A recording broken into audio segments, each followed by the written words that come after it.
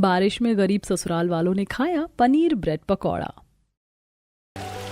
Mummy ये bread pakora तो काफी स्वादिष्ट है। पापा एक और है क्या? हाँ बेटा, जितना चाहिए तुम उतना खा लो। ये लो। मुझे भी दे दो, बहुत भूख लगी है। आजा बेटा, तू भी खा ले। फिर नंदिनी भी घर के अंदर आती है। आखिर ऐसी कौन सी मजबूरी थी जो सभी इतने पानी में खड़े होकर ब्रेड पकौड़ा खा रहे थे और इतनी गरीबी में इन्हें ये मिला कैसे? चलिए जानते हैं क्या हुआ इनके साथ जो पूरा घर पानी से भर गया। अम्मा, बाहर इतनी बारिश हो रही है, अभी अभी छत पर मिट्टी का लेप लगा कर आ रही हूँ, लेकिन ऐसी ही बारिश होती रही तो छत का टपकना ज्यादा देर तक नहीं टिक पाएगा। बेटा, सुनने में आ रहा है कि पूरे गांव में पानी भरा है। तभी प्रेम बाहर से राशन लेकर आता है। भाग्यवान, ये लो, ये 1 किलो चावल, दाल और आटा और राशन। जरा संभाल कर इस्तेमाल करना, बाहर पूरा गांव बारिश के पानी से भर गया है, बाहर जाना भी बहुत मुश्किल है। ठीक है जी, अभी रोटी बना लेती हूँ, सुबह में दाल चावल बना दूंगी। फिर विनीता चूल्हे पर सबके लिए रोटियां सेकती है और सभी को खाना परोसती है। भाभी, क्या हम सूखी रोटी खाएंगे? बेटा, सूखी रोटी भी बड़े नसीब से मिली है, शुक्र मनाओ। मेरी तो किस्मत फूट गई है जो मैं इस घर में पैदा हुई। दीदी, मैं प्याज और हरी मिर्च काट कर उसमें नमक मिला कर दे देती हूँ, उससे खा लो आप। फिर विनीता मिर्च और प्याज काट कर उसमें नमक मिलाकर सभी को खाने के लिए देती है। सभी खाना खा रहे होते हैं कि तभी, ये क्या, बस एक रोटी भाभी, मुझे एक और रोटी दो, एक रोटी में मेरा कुछ नहीं होगा। दामाद जी, सभी के हिस्से में एक एक रोटी ही आई है। बाहर बारिश है, अगर अभी सारा राशन खत्म हो गया तो कल के लिए नहीं बचेगा। अभी तो बस काट कपट कर चलाना होगा। देख रही हो नंदिनी, अब तुम्हारे घर वालों को मेरे खाने में भी दिक्कत होने लगी है। एक तो इस बेकार से टपकती छत के घर में रहो और अब खाने के लिए भी ढंग से नहीं मिल रहा है मुझे। भाभी, आपको मेरे और मेरे पति से इतनी प्रॉब्लम क्यों है? लो जी, आप मेरी रोटी खा लो, मैं भूखी रह लूंगी। नहीं दीदी, मुझे किसी से परेशानी नहीं, मैंने तो बस घर के हाल को देखकर कहा, ये लो, आप मेरे हिस्से की रोटी खा लो। लेकिन विनीता, मुझे भूख नहीं है जी। विनीता अपने हिस्से की रोटी ननद को देकर भूखी ही सो जाती है। देर रात जब सभी सो रहे होते हैं, अचानक बारिश बहुत तेज हो जाती है और घर में पानी भरने लगता है। अजी उठिए, उठिए, देखो पूरे घर में पानी भर रहा है। अरे रे, अब क्या होगा? माँ, नंदिनी, बाबूजी उठो, सब देखो कितना पानी भर गया है। पापा, जगाया क्यों आपने? रो मत रिंकी बेटा, देखो कितना पानी भर गया है घर में। आधी रात में घर में पानी भरने के कारण सभी बहुत परेशान हो जाते हैं। ला बहू, मैं भी पानी निकालने में तेरी मदद कर देती हूँ। हाँ माँ जी, एक साइड से आप करो, एक साइड से मैं, जल्दी हो जाएगा। शर्म तो आती नहीं, मेरी बूढ़ी माँ को काम करने के लिए लगा दिया। शर्म तो तुझे आनी चाहिए बेटा, बहू इतनी मेहनत कर रही है, ये नहीं कि मदद कर दूं। नंदिनी का मुंह बंद हो जाता है। नीलिमा और विनीता रात भर बाल्टी से पानी भर भर के बाहर फेंकती हैं। ये भगवान, ऐसा लग रहा है हम पानी घर से बाहर नहीं फेंक रहे बल्कि बाहर से घर के अंदर ला रहे हैं। रात भर में पानी का स्तर घुटनों के नीचे से कमर तक पहुंच गया। ऐसा ही रहा तो बड़ी परेशानी हो जाएगी। माँ और विनीता, अब रहने दो, ये पानी जितना निकालोगी कोई फायदा नहीं है। माँ, मुझे गोद में ले लो वरना मैं डूब जाऊंगा। पापा बचाओ बेटा, मैं भी डूब जाऊंगी। मम्मा, पापा, कोई तो उठा लो। आजा मेरी बच्ची, मैं तुझे गोद में ले लेती हूँ। फिर विनीता रिंकी को गोद में उठा लेती है। अपनी बच्ची फट से गोद में उठा ली, ये नहीं कि मेरे राजू को भी ले लेती। रात से पानी में खड़े खड़े पैरों और कमर में दर्द हो गया है, मैं राजू को नहीं उठा सकती। अपना बच्चा प्यारा है और मुझसे कोई लगाव नहीं। नहीं दीदी, ऐसा नहीं है, आजा राजू, मैं तुझे भी ले लेती हूँ। विनीता, तुम अकेली औरत दोनों बच्चों को इतने पानी में कैसे गोद में लोगी? मैं राजू को गोद में उठा लेता हूँ। फिर प्रेम राजू को गोद में ले लेता है। मामा, भूख लगी है बहुत जोर से, मम्मी कुछ बना दो ना। चूल्हा तो पूरी तरह से गलकर खराब हो गया, अब खाना कैसे बनेगा? बहू, एक काम कर, ला रिंकी को मुझे दे दे, तू ऊपर लकड़ी का पल्ला लगाकर उस पर चूल्हा बना ले। फिर नीलिमा जी रिंकी को अपनी गोद में ले लेती हैं और विनीता पानी से थोड़ा ऊपर दीवार में लकड़ी का पल्ला लगाकर उसके ऊपर मिट्टी का चूल्हा बनाती हैं और थोड़ी देर चूल्हे के सूखने का इंतजार करती हैं, जिसके बाद वो उस पर दाल और चावल बनाती हैं। अभी के लिए तो खाना हो गया, अब आगे भगवान जाने क्या होगा। फिर विनीता सभी को दाल चावल देती है और जैसे तैसे सभी पानी में खड़े होकर ही खाना खाते हैं। मम्मी, इतने से दाल चावल में कुछ नहीं हुआ, देखो ना, कहीं से पकौड़े की बहुत बढ़िया खुशबू आ रही है। ये तो पड़ोस वाली आंटी के घर से खुशबू आ रही है। दोनों बच्चे खिड़की के बाहर देखने लगते हैं। जहां गरीब परिवार बारिश में परेशान था तो वहीं आस पड़ोस के लोग अपने पक्के बड़े मकानों में बारिश का मजा ले रहे थे। वो देखो जानवी, आंटी कैसे मजे से पनीर पकौड़े खा रही है और हमें भी पनीर पकौड़ा खाना है। अरे गरीबो, मेरे पकौड़े पर नजर मत डालो। आंटी हमें भी खाने को दोगी पनीर पकौड़े? बहुत दिन से कुछ अच्छा नहीं खाया। गरीब कहीं के, भीख मांगना है तो मंदिर में जाकर मांगो, यहाँ नहीं। पूरे बारिश का मजा किरकिरा कर दिया। हाँ। फिर जानवी अपनी पकौड़े की प्लेट लेकर अंदर चली जाती है। वहीं सभी भारी बारिश में ऐसे ही खड़े रहते हैं। कुछ देर बाद बरसात थोड़ी कम होती है तो प्रेम, मैं बाहर जाकर कुछ खाने पीने का बंदोबस्त करके आता हूँ, आप लोग यहीं रुको। प्रेम बाहर खाने पीने का बंदोबस्त करने जाता है, लेकिन पूरे गांव की गलियों में पानी भरा रहने के कारण उसे न कोई काम मिलता है, न खाने पीने का कोई जुगाड़ हो पाता है। वो वापस निराश घर आ जाता है। वहीं एक बार फिर बारिश जोर में आने लगती है और जल स्तर बढ़ जाता है। अरे लगता है ये बारिश रुकने वाली नहीं है। आप लोगों को जरा भी शर्म नहीं है? मैं आप सबका दामाद हूँ। इतनी बारिश में आपकी वजह से मुझे कितनी तकलीफ हो रही है, पता भी है? भाभी अब भूख लगी है, कुछ खाने के लिए बनाओ। हाँ मम्मी, भूख लगी है। अभी तो बस 2 मुट्ठी दाल और थोड़ा सा आटा है। काम करती हूँ, दाल में आटे की लोइयां उबाल कर दाल टिक्की बना देती हूँ। फिर विनीता दाल बनाकर उसमें आटे की छोटी छोटी लोइयां बेलकर डाल देती है और सभी को खाना परोसती है। मम्मा ये कोई खाना है? वो देखो ना, पड़ोस से खाने की कितनी बढ़िया खुशबू आ रही है। ऐसा लग रहा है कहीं भजिया या ब्रेड पनीर पकौड़ा बन रहा है। चलो ना बाहर, मुझे खुशबू आ रही है। विनीता गोद में लिए रिंकी को बाहर ले जाती है, जहां विनीता की अमीर पड़ोसन कमला अपनी बालकनी में कुर्सी लगाकर बैठकर तरह तरह के पकौड़े खा रही होती है।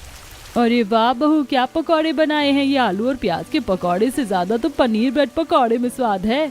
मम्मी बारिश में सबके घर में पनीर ब्रेड पकौड़ा बन रहा है, हमें कब मिलेगा खाने को? नहीं बेटा, हम इतना महंगा खाना कहीं अफोर्ड नहीं कर पाएंगे। वो अमीरों के खाने की चीज है। कमला रिंकी और विनीता को उन्हें देखते हुए देख लेती है। अरे ओ गरीबों, क्या खुसर पुसर चल रही है मेरे पकौड़े के बारे में। 2 कौड़ी की औकात नहीं, जब देखो तब दूसरे के खाने पर नजर रहती है बस। पहले जानवी और फिर कमला की बातें विनीता को तीर के जैसी चुभती हैं। वो रिंकी को लेकर घर के अंदर आ जाती है। सभी पानी में खड़े खड़े ही बहू का बनाया दाल टिक्की खाते हैं और अपनी किस्मत को कोसते रहते हैं। विनीता, घर में ऐसे ही पानी भरा रहा तो हम भूख प्यास और थकान से मर जाएंगे।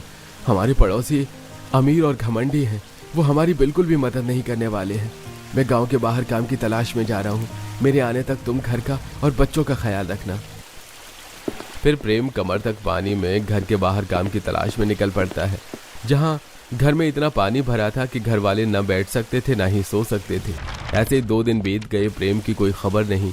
वहीं भूख प्यास से सभी तिलमिला रहे थे। आप लोग सच में निकम्मे हैं। अब तो मुझे ऐसा लगता है कि मैं आप गरीबों के साथ इस घर में रह क्यों नहीं हूँ। देख रहे हो, 2 दिन बीत गए, आपका बेटा खाना लाने गया था, अब तक नहीं आया। भूख से मेरे पति और बच्चे बेहाल हो गए हैं। क्या तुम्हारे पति ने हाथों में चूड़ियां पहन रखी है? वो कमाने नहीं जा सकता क्या? देख रही हो भाग्यवान, तुम्हारे पिता कैसे बात कर रहे हैं इस घर के दामाद से। एक तो दामाद को कमर तक पानी में खड़ा रखा है और ऊपर से बेइज्जत किए जा रहे हैं। इतना कोई नहीं सहन करता बुढ़ाऊ, जितना मैं सहन कर रहा हूँ। ऐसी ही बात है तो निकल जाओ हमारे घर से। हाँ हाँ, चले जाएंगे, हमें आपकी झोपड़ी में रहने का कोई शौक नहीं है। एक तो भूख प्यास से सभी परेशान, ऊपर से नंद नंदोई का कल है। शैलेश और नंदिनी अपना बच्चा लेकर घर के बाहर चले जाते हैं, लेकिन बाहर भी हर जगह पानी भरा था। जोश जोश में बगावत तो कर ली, लेकिन जाए कहाँ। हमारे तो पड़ोसी भी घमंडी है, मदद तो नहीं करेंगे लेकिन कुएं में धकेलने के लिए हमेशा हाजिर रहेंगे।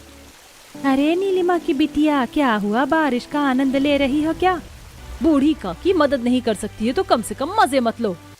मैं तो बस तुम्हारी हमदर्द बन रही थी, वरना मुझे क्या। हाँ। वहीं नंदिनी देखती है कि आस पड़ोस के घर से बढ़िया बढ़िया पकवान की खुशबू आ रही थी। उसका मन ललचा जाता है और पड़ोस की जानवी को आवाज लगा देती है। जानवी, तुम्हारे घर में पनीर की कचौड़ी की खुशबू आ रही है। मेरे बेटे और पति को थोड़ा सा दोगी? बहुत भूखे हैं सभी। अरे जाओ, बड़ी आई। अरे जाओ, आई बड़ी मांगने वाली। मैं अपने बच्चों के लिए बना रही हूँ, तेरे लिए नहीं। और हम तुम गरीबों के मुंह भी नहीं लगते। अपने कुत्ते जैसी नाक से सूंघना बंद करो। नंदिनी ने जीवन में पहली बार इतनी बेइज्जती महसूस की थी। अपने घमंड में चूर घर के बाहर बस इसी तलाश में वो खड़ी थी कि बारिश कम हो और बस कहीं से खाने पीने का जुगाड़ हो जाए। वहीं घर के अंदर विनीता, उसकी बेटी और सास ससुर भी बारिश और भूख से परेशान थे। अरे 2 दिन हो गए प्रेम को गए हुए, जाने कहाँ होगा मेरा बेटा। मुझे तो डर लग रहा है कोई अनहोनी ना हो गई हो उनके साथ। शुभ शुभ कह बहू, सब बढ़िया होगा। वहीं प्रेम गांव के बाहर जाकर दर दर ठोकरें खा रहा था। लाख कोशिश करने के बावजूद उसे कोई भी काम नहीं मिल रहा था। प्रेम 2 दिन से थका हारा रोड पर बस चले ही जा रहा था कि तभी अचानक से एक तेज आती कार से उसकी टक्कर हो जाती है। अरे भाई माफ करना, कहीं लगी तो नहीं? अरे हालात के मार से ज्यादा चोट नहीं आई है साहब। अरे तुम्हारे हाथ से तो खून आ रहा है, मेरे साथ चलो। फिर सेठ प्रेम को डॉक्टर के पास ले जाकर उसके हाथ पर पट्टी कराता है। तुम्हें जहां जाना है बताओ, मैं छोड़ देता हूं। मैं तो काम की तलाश में जा रहा था, काम मिल ही नहीं रहा। घर पर बीवी बच्चे बहन बूढ़े माँ बाप सब भूख से तिलमिला रहे हैं और घर में ऊपर से कमर तक पानी भरा हुआ है। अरे रे रे रे, बहुत बुरा हुआ तुम्हारे साथ। क्या काम करते हो? मिस्त्री हूं साहब। मैं एक बिल्डर हूं, क्या तुम मेरे लिए काम करोगे? महीने का 50,000 रुपए दूंगा। 50,000? अरे 50,000 रुपए तो बहुत बड़ी रकम होती है साहब, जरूर काम करूंगा। ये लो एडवांस 10,000 रुपए, और हाँ, कल से इस पते पर आ जाना। हाथ में 10,000 रुपए देखकर प्रेम को यकीन ही नहीं होता। अब जल्दी से घर जाता हूँ, सभी मेरा इंतजार कर रहे होंगे। जाने 2 दिन में सबने कुछ खाया भी होगा या नहीं। ये महक कहाँ से आ रही है? प्रेम यहाँ वहां देखने लगता है कि तभी उसे एक पनीर ब्रेड पकौड़े की दुकान दिखती है। बहुत दिन हो गए, घर वालों ने कुछ ढंग का नहीं खाया। क्यों ना आज सबके लिए पनीर ब्रेड पकौड़ा लेकर जाता हूँ, सभी खुश हो जाएंगे। और आज तो बड़ी खुशी की बात है सबके लिए। फिर प्रेम ब्रेड पकौड़े वाले की दुकान पर जाता है। कैसा दिया ब्रेड पकौड़ा भाई? 30 रुपए का भैया। आज तो खुशी की बात है, आज एक दिन तो दिल खोल कर खर्च कर सकता हूँ। भैया काम करो, 10 पनीर ब्रेड पकौड़ा पैक कर दो। और हाँ, हरी चटनी लाल चटनी और सलाद डालना मत भूलना। देखकर तो काफी गरीब लगते हो, कोई पार्टी है क्या आज? कुछ ऐसा ही समझ लो भाई। ये लो भैया तुम्हारी गर्मा गर्म पनीर ब्रेड पकौड़े। ये लो आपके पैसे, धन्यवाद भाई। फिर प्रेम गर्मा गर्म पनीर ब्रेड पकौड़े लेकर गांव के अंदर जाता है, जहां अभी भी हर जगह पानी भरा हुआ था। वो थैली को हाथ में उठाए कमर तक पानी में चलकर घर आता है, जहां नंदिनी और दामाद जी बच्चे के साथ बाहर खड़े थे और बाकी घर वाले अंदर टपकती छत और बारिश से परेशान भूखे प्यासे थे। पापा आ गए आप? हम तो बहुत डर गए थे पापा, बहुत भूख लगी है। खुशबू कैसे आ रही है?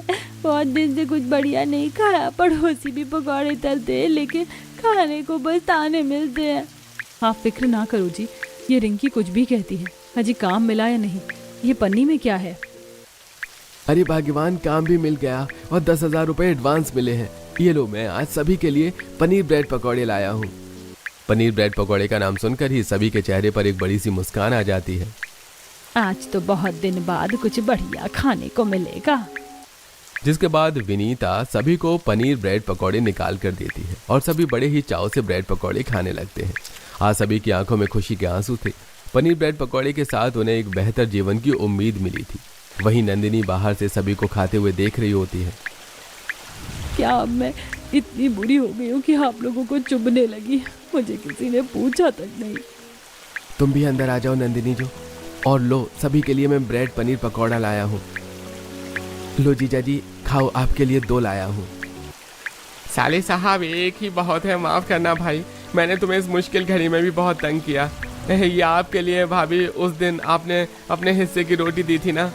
जिसके बाद सभी बड़े खुशी से पनीर ब्रेड पकौड़ा खाने लगते हैं। वहीं प्रेम को पनीर ब्रेड पकौड़ा लाते हुए पड़ोसियों ने देख लिया था। सभी 4 तरह की बातें करने लगते हैं। अरे ओ कमला, देख उस नीलिमा के बेटे ने आज पनीर ब्रेड पकौड़ा लाया है। इतने पैसे कहाँ से आए उसके पास? पक्का कहीं डाका डाला है आज उसने, वरना उसकी तो 50 रुपए की भी आमदनी नहीं है। अरे हाँ हाँ, 2 दिन से गायब था, पक्का चोरी के पैसों से ही लाया होगा। जिसके बाद सभी मोहल्ले वाले मिलकर प्रेम के घर के बाहर भीड़ लगा लेते हैं। अरे ओ चोरनी के बाहर निकल, चोट्टा कहीं का, हमको मालूम है तूने बाहर से चोरी की है, तभी घर वालों को पनीर ब्रेड पकौड़ा खिला रहा है। घर के बाहर आवाज और हंगामा सुनकर सभी बाहर आ जाते हैं। क्या हुआ भाई, क्यों चिल्ला रहे हो? रोहन प्रेम के हाथ पर मार मार कर उसका पनीर ब्रेड पकौड़ा गिरा देता है और वो पानी में गिरकर खराब हो जाता है। ये क्या बदतमीजी है? अरे यह बदतमीजी नहीं चोट्टा, तेरी औकात तुझे दिखा रहे हैं। भाइयों और बहनों, ये चोट्टा है, इसने गांव के बाहर जाकर चोरी की है। अजी ये सभी क्या कर रहे हैं? नहीं नहीं भाग्यवान, ऐसा नहीं है। मुझे 50,000 की नौकरी मिली है और उसमें से 10,000 रुपए एडवांस मिले थे। मैंने उन्हीं पैसों में से ये पनीर ब्रेड पकौड़े लाया हूँ। मेरे पापा झूठ नहीं बोलते, जाओ यहाँ से सब। देख रहे हो उस चूहिया को कैसे टुपुर टुपुर बोल रही है। मारो इसे सब मिलकर, ये गरीब भिखारी हमारे मोहल्ले में रहने लायक नहीं है। तभी रोहन और मोहल्ले के कुछ और आदमी मिलकर प्रेम को मारने लगते हैं कि तभी प्रेम का सेठ कार से वहां आ जाता है। ये सब क्या हो रहा है यहाँ, और आप लोग इसे मार क्यों रहे हो? अरे साहब, आप इतने बारिश में कहाँ इस पानी में खड़े होकर भीग कर अपने कपड़े गंदे कर रहे हैं? आप कार में जाओ, हम इस चोर को मार रहे हैं। झूठ कहता है 50,000 की नौकरी लगी है, इसकी तो 50 रुपए जितनी औकात नहीं है। अरे बस बहुत हुआ, मैंने ही प्रेम को 50,000 रुपए की नौकरी दी है और ये उसकी ईमानदारी की कमाई है, चोरी की नहीं। चोर तो आप लोग हैं। इतने अमीर होने के बावजूद अपने गरीब पड़ोसियों की मदद तक नहीं कर सके। जिसके बाद मोहल्ले में जमावाड़ा लगाए लोग शर्मिंदा होकर वहां से चले जाते हैं। सेठ जी, धन्यवाद एक बार फिर से मेरी मदद करने के लिए। मैं तो बस तुम्हारी चोट को लेकर परेशान था कि तुम ठीक तो हो, इसलिए यहाँ तुम्हें देखने चला आया था। चलो अब मैं चलता हूँ। फिर सेठ जी वहां से चले जाते हैं। अब तक बारिश का प्रभाव एकदम थम चुका था। विनीता की आंखों में आंसू थे। जी मुझे तो यकीन ही नहीं हो रहा हमारे दिन बदलने वाले हैं। देखो बारिश भी थम गई, आज मैं बढ़िया पकवान बनाऊंगी। मम्मी मुझे तो पनीर ब्रेड पकौड़ा ही खाना है। हाँ मम्मी, मुझे भी पनीर ब्रेड पकौड़ा ही खाना है। ठीक है अजी, आप बाहर से सामान लेते आओ, आज पनीर ब्रेड पकौड़ा ही बनेगा। जिसके बाद प्रेम बनिया की दुकान से ब्रेड, बेसन और पनीर और कुछ मसाले लाने चला जाता है। वहां विनीता घर साफ करने लगती है। भाभी लाओ, मैं आपकी मदद कर दूं। मैं भी मदद कर देता हूँ। नहीं जीजा जी, आप हमें ये काम नहीं करा सकते। आप हमसे ये काम नहीं करा सकते, आप बैठो। फिर विनीता और नंदिनी घर का सारा पानी निकाल कर अच्छे से घर की सफाई करती हैं और मिट्टी का चूल्हा बनाती हैं। ये लो विनीता, मैं सामान ले आया। ठीक है जी, सारा सामान बढ़िया है। अब मैं जल्दी से पनीर ब्रेड पकौड़ा बना देती हूँ। लाओ भाभी, मैं आपकी मदद कर दूं। ला बहू, मैं भी कुछ कर देती हूँ। जिसके बाद जहां नंदिनी बेसन घोलती है तो नीलिमा जी पनीर काट कर पनीर ब्रेड पकौड़े को स्टफिंग करके तैयार करती हैं। वहीं दामाद जी ब्रेड कट करके उसमें पनीर की फिलिंग करते हैं और विनीता चूल्हा जलाकर कढ़ाई में तेल गरम करके पनीर ब्रेड पकौड़े में बेसन लगाकर उसे तलती है, जिसकी महक पूरे मोहल्ले में फैल गई थी और सभी अपनी अपनी खिड़कियों से झांकने लगते हैं। वहीं घर में मम्मी जल्दी से पनीर ब्रेड पकौड़ा दो, बहुत तेज से भूख लगी है। बस बेटा दे रही हूँ। फिर विनीता जल्दी से पनीर ब्रेड पकौड़ा तलकर सिलबट्टे पर पिसी हरी चटनी के साथ सभी को सर्व करती है। अरे वाह वाह बहू, ये तो बहुत स्वादिष्ट है। आज सालों बाद कुछ बढ़िया खाकर मजा ही आ गया। मैंने कभी नहीं सोचा था हमारे इतने अच्छे दिन भी आएंगे। थैंक यू भैया भाभी। मायके का पहला और आखिरी पनीर ब्रेड पकौड़ा खा लो। क्यों जी? अपने घर नहीं चलना क्या? सभी हंसने लगते हैं। सभी मजे से पनीर ब्रेड पकौड़ा खाते हैं और नंदिनी अपने पति के साथ अपने ससुराल चली जाती है। वहीं अब प्रेम भी मेहनत से काम करता है और विनीता के ससुराल के दिन बदल जाते हैं।